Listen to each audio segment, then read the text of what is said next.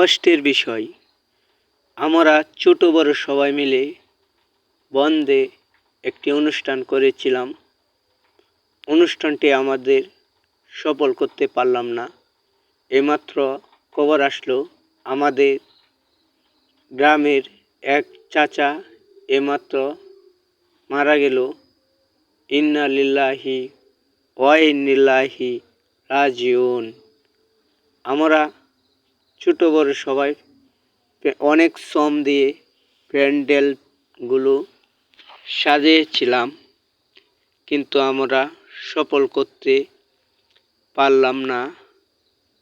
কি বলবো, মরার সাথে তো তুলনায় নাই।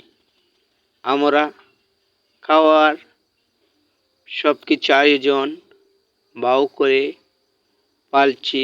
এইমাত্র খবর আসলো আমাদের কাছে। আমাদের অনুষ্ঠান আজকে এই পর্যন্তই।